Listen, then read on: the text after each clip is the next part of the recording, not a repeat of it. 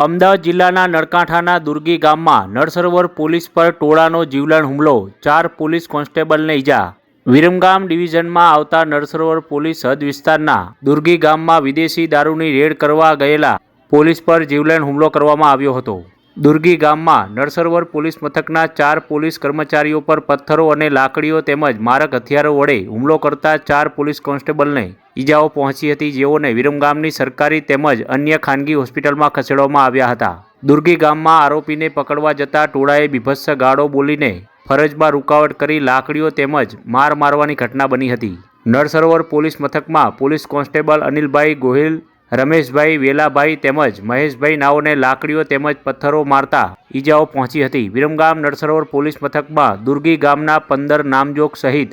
100 થી 125 સ્ત્રી તેમજ પુરુષોના ટોળા સામે વિરમગામ નળસરોવર પોલીસ મથકમાં ફરિયાદ નોંધવા પામી છે।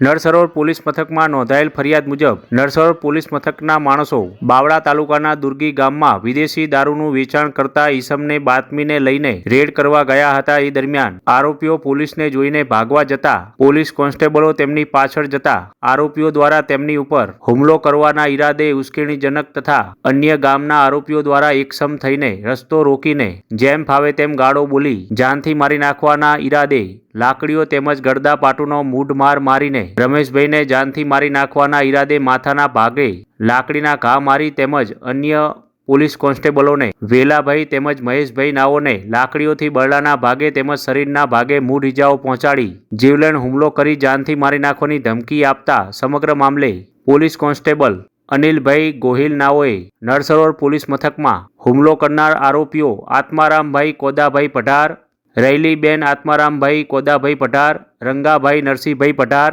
વિજયભાઈ શ્રવણભાઈ પઢાર, રમેશભાઈ ભગુભાઈ પઢાર, કિશનભાઈ શ્રવણભાઈ પઢાર, મહેશભાઈ જોરાભાઈ પઢાર, ઝીણાભાઈ જોરાભાઈ પઢાર, વિજયભાઈ ધીરુભાઈ પઢાર, ધીરુભાઈ જોરાભાઈ પઢાર, રાજેશભાઈ આમાભાઈ પઢાર, રામભાઈ ઈસાભાઈ પઢાર, ગણપતભાઈ શ્રવણભાઈ પઢાર, શ્રવણભાઈ ધરમસિંહભાઈ પઢાર,